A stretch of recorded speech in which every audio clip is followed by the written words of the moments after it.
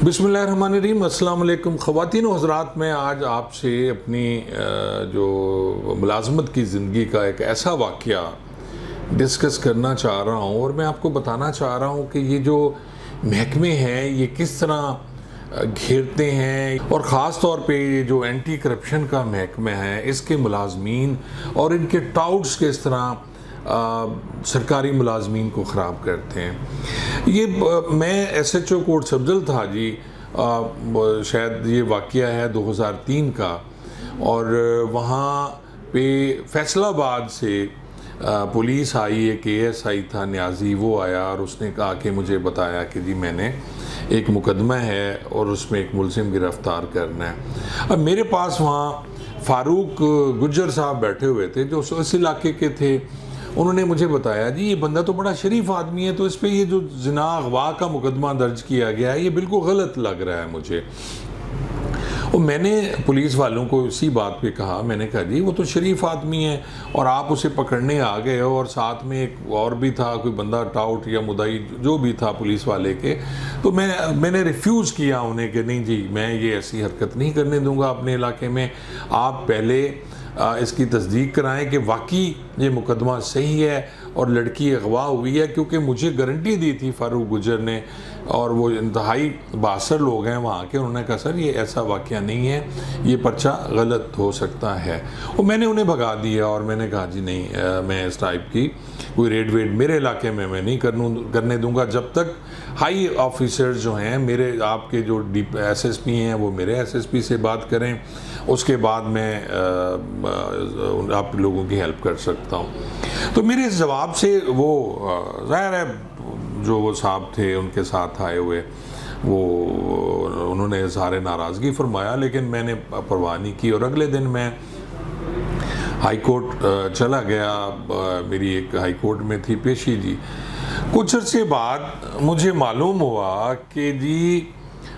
मेरे ख़िलाफ़ एक एप्लीकेशन दे दी गई है एंटी करप्शन लाहौर में जी।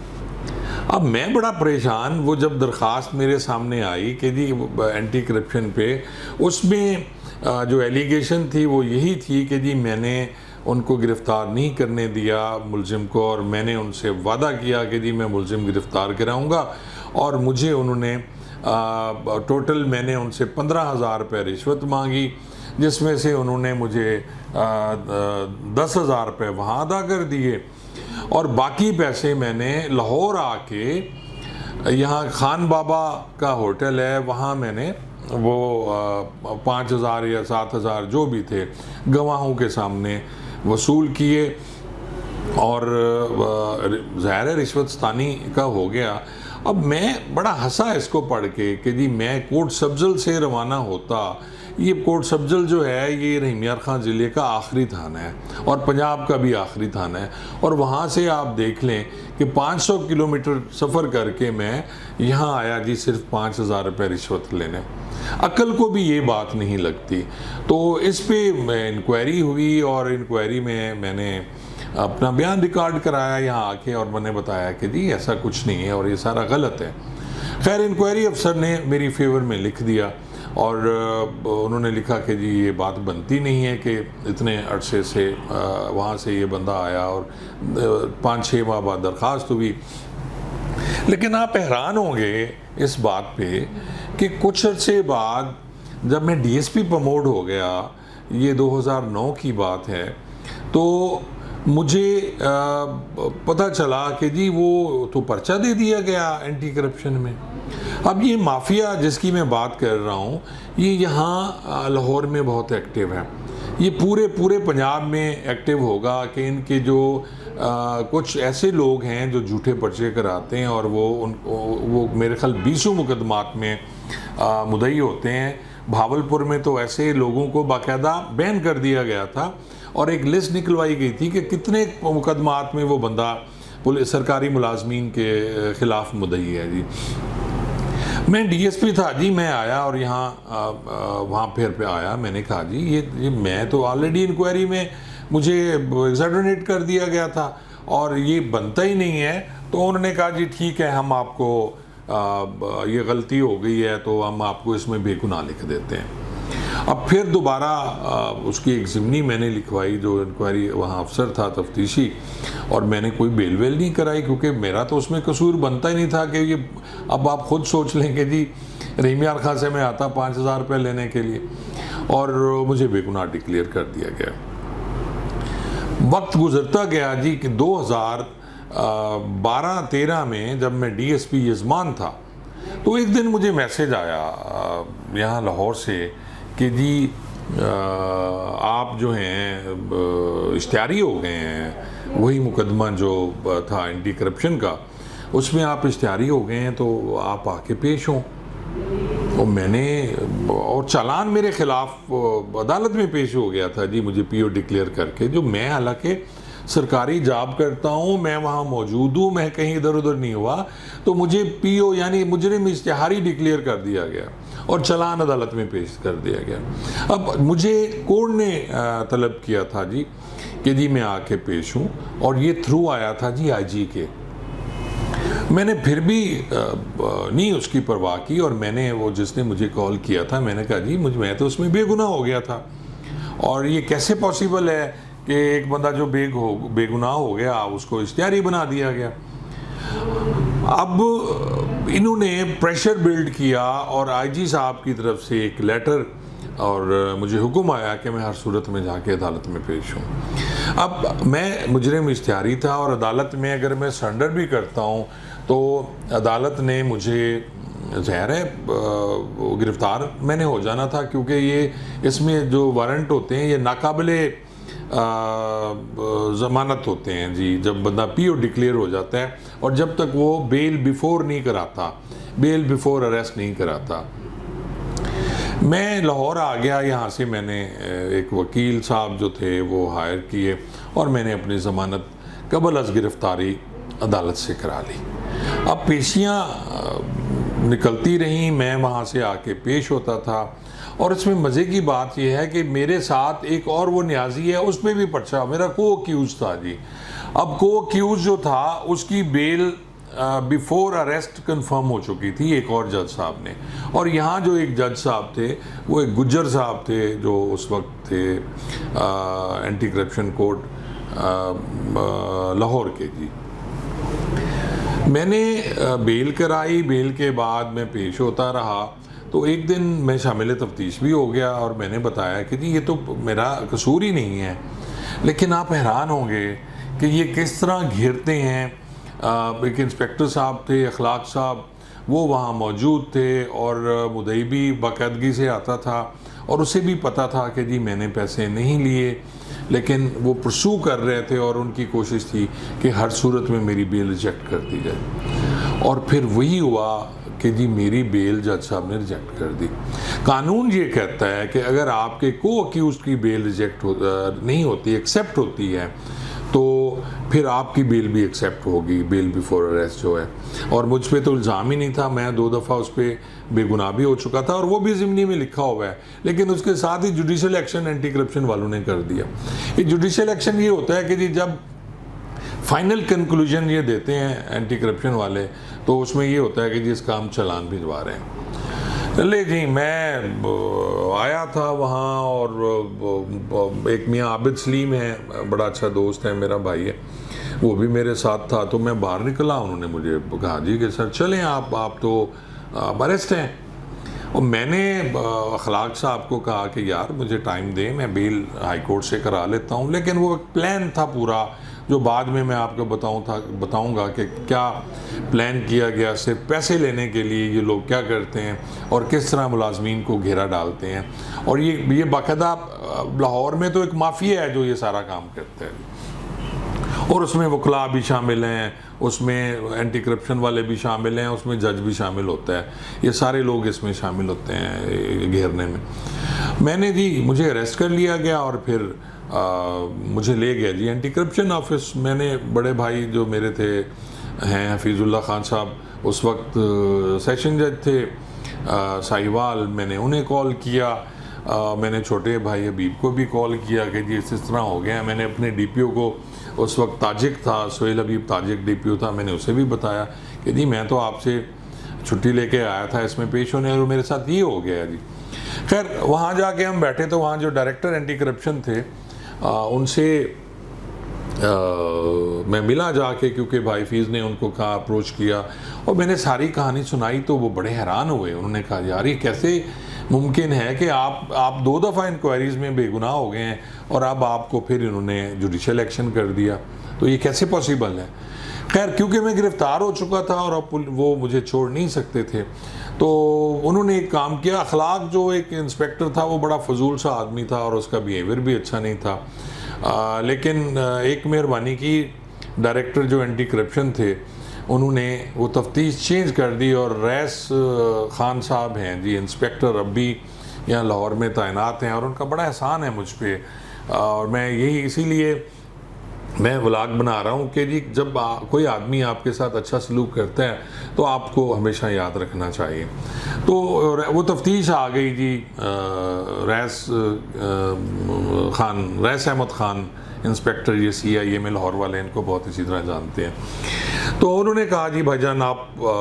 मैं इंतहाई शर्मिंदा हूँ कि ये सारा कुछ हुआ है, आप अच्छे पुलिस ऑफिसर हैं, मैंने आपका नाम सुना हुआ है और मैं आपकी कदर करता हूँ, तो कल हमने रिमांड आपका जिस्मानी ले लेते हैं और 2 दिन के बाद हम आपको, क्योंकि दिन कुछ गुजर जाएंगे, तो फिर आपको हम जुडिशल करेंगे और उसके बाद आप बेल अप्लाई कर दीजिएगा। अब वो जो गुजर साहब थे, सेशन जज साहब, वो बड़ी चीज़ थे, वो मैं उनसे बाद में मिला भी था एक दफ़ा। तो ये जो जज साहब थे सलीम साहब, ये बाद में यहाँ डायरेक्टर जो है पंजाब जुडिशल एकेडमी में भी रहे। तो एक दफ़ा इत्तफाकन मैं वहाँ, सदीक गुजर साहब हैं सेशन जज रिटायर्ड, वहाँ वो भी डायरेक्टर थे, तो उनसे मिलने गया तो इनसे मुलाकात होगी, तो बड़े शर्मिंदा आंखें नीचे करके मुझे और कहा जी वो जो हो गया था वाक़या वो मिसअंडरस्टैंडिंग थी और सारा गलत था। मुझे रईस अहमद ख़ान साहब ने घर भिजवा दिया, यानी मीन्स मैंने होटल में कमरा लिया हुआ था यहाँ, तो मैं वहाँ उन्होंने मेरे अपने पास नहीं रखा, हालांकि मैं अरेस्ट था, उसके बावजूद मुझे उन्होंने घर वहाँ अपने होटल में भेज दिया और दूसरे दिन मैं चला गया और जाके मैं उसी तरह वो एंटी करप्शन वाले आ गए और हम लोग जाके कोर्ट में पेश हो गए और जज ने मेरा 3 दिन का रिमांड जिस्मानी दे दिया जी। अब 3 दिन का मेरा रिमांड जिस्मानी होने के बाद मैं फिर भी होटल में रहा, मुझे रईस अहमद ख़ान ने बिल्कुल नहीं तंग किया, ना किसी किस्म की उन्होंने कोई ज़्यादती की। अब जी प्रोसेस ये होता है, इस दौरान आप देखें कि जी वो जो जज साहब थे, क्योंकि उन्होंने बेल अब उसी ने लेनी थी जिसने रिजेक्ट की थी और वही एंटी करप्शन का जज था, और उन्होंने अपना एक दौरा रख लिया जी फैसलाबाद का। अब 3 दिन क्योंकि उन्होंने फैसलाबाद रहना था, इसीलिए 3 दिन रिमांड जिस्मानी मैंने अपना मंजूर कराया और रिमांड जिस्मानी के बाद फिर अब जुडिशल वो आप उसकी फिर वो जज साहब को, मैं अल्लाह उन्हें खुश रखे, मैं उन्हें कुछ नहीं कहता, लेकिन कभी ना कभी मकाफात अमल है उनके साथ या उनकी औलाद के साथ ज़रूर कुछ होगा। जो किसी के साथ ज़्यादती करता है उसके साथ ज़्यादती ज़रूर होती है। और जज साहब ने अपना दौरा 2 दिन और एक्सटेंड कर दिया। अब मैं रिमांड तरीक़ाकार जैसे मैं पहले अर्ज़ कर चुका हूँ कि जो ही रिमांड जुडिशल होता है उसके बाद आप बेल अप्लाई कर सकते हैं। अब जुडिशल का मतलब है कि मुझे जेल में जाना है। अब जेल में जाने के लिए आप वहाँ तो हालात बेहतर नहीं होते, आप किस तरह रह सकते हैं। तो फिर हमने प्लानिंग की, वही जो बड़े बड़े लोग करते हैं जी, बड़े बड़े सियासतदान करते हैं, तो हमने भी यही किया कि क्योंकि मैं ब्लड प्रेशर मुझे है, प्रॉब्लम तो रहती है, तो क्यों ना हॉस्पिटल में एडमिट होया जाए जी। और वो टाइम गेन करने के लिए फिर रईस अहमद ख़ान का मैं बहुत ज़्यादा शुक्रगुज़ार हूँ, क्योंकि मैं बेगुनाह था। अगर मैं गुनाहगार होता तो शायद रईस अहमद ख़ान मेरी मदद ना करता और ना ही एंटी करप्शन वाले जो अफसरान थे मेरी मदद करते। फिर मैं जी इंस्टीट्यूट ऑफ कार्डियोलॉजी में जाके एडमिट हुआ। तबीयत तो वैसे मेरा BP हाई डेफिनेटली हो गया था, ऊपर वाला 200 से और नीचे वाला 130-40 पे था,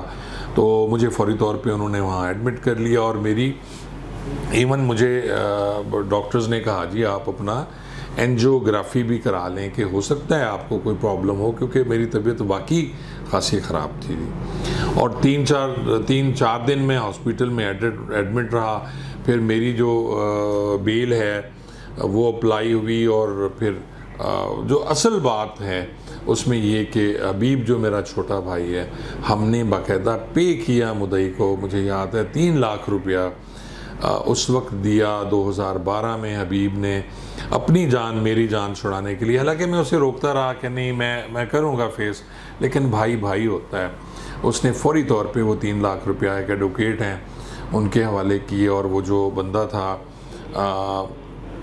उस को दिए गए, और वो ज़ाहिर है तकसीम की होंगे, उसमें सब शामिल थे, एंटी करप्शन वाले भी शामिल थे, वो थे, और जज साहब भी शामिल थे। और इस तरह जी जज साहब ने फिर मेरी बेल ले ली, और बेल लेने के बाद जो अगला स्टेप था वो ये था, उन्होंने एक और मेहरबानी फरमाई कि वो परवाना उसको एंटी करप्शन वालों को देने के बजाय उन्होंने जेल सुप्रिटेंडेंट के नाम बना दिया। अब ये था कि जी मुझे एक दफ़ा जेल में एंट्री करानी थी, फिर रईस अहमद ख़ान मेरे साथ गए और मैंने जेल में एंट्री की, जेल के अंदर गया और सुप्रिटेंडेंट जेल से मिले, और उन्होंने बताया जी कि मैं डीएसपी हूँ, और उन्होंने फिर मेरे अंगूठे लगे जी, मेरी एंट्री हुई, फिर मेरी खलासी हुई, फिर वो सारा एक सिलसिला, वो भी बड़ा अजीब था मेरे लिए ये सारा तजर्बा। और इस तरह मैं जेल से बाहर आ गया, और मैं आज भी शुक्रगुज़ार हूँ रईस अहमद ख़ान का, मैं आज भी शुक्रगुज़ार हूँ। वो जो हमारे एक दोस्त हैं इंस्टीट्यूट ऑफ कार्डियोलॉजी में, उनका नाम नहीं लूँगा, और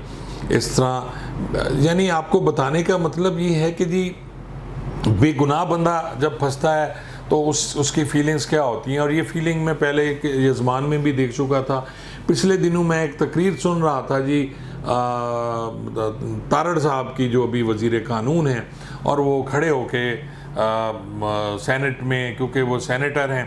तकरीर कर रहे थे और बता रहे थे कि जी एक बेगुनाह बंदा वकील जो मेरे साथ था और हाई कोर्ट में, और उस पर कत्ल का मुकदमा हो गया और वो 7 माह जेल में रहा, तो वो बड़ी दुहाइयाँ दे रहे थे। तो मैं आज़म नज़ीर तारड़ साहब से रिक्वेस्ट करूँगा कि अब तो आप वज़ीर कानून हैं, अब तो आप कोई कानून बना सकते हैं, अब आप सिर्फ नवाज शरीफ साहब को बेगुनाह करवाने के, वो भी करवा लें आप अगर करवाना है, लेकिन आप मेहरबानी करके कुछ ऐसा कानून बना दें जिसमें बेगुनाह लोगों को मत फंसाया जाए, और बेगुनाह बंदे को अगर कोई चालान करता है तो उस पुलिस अफसर के ख़िलाफ़ भी कार्रवाई होनी चाहिए, उस एंटी करप्शन वाले के ख़िलाफ़ भी कार्रवाई होनी चाहिए, और अगर कोई जज किसी बेगुनाह आदमी की बेल रिजेक्ट करता है उस जज के ख़िलाफ़ भी कार्रवाई होनी चाहिए, और अगर कोई जज किसी बेगुनाह बंदे को सज़ा देता है और बाद में हायर कोर्ट्स उसको बरी कर देती हैं, तो मेरे ख़्याल में उन जज साहबान के ख़िलाफ़ भी कार्रवाई होनी चाहिए। तो ये माशरा इस तरह सही होगा, कोई ऐसा सख्त कानून बनाया जाए जिसमें कोई बेगुनाह आदमी को चालान करने की, बेगुनाह आदमी को सज़ा देने की जुर्रत भी ना करे। शुक्रिया।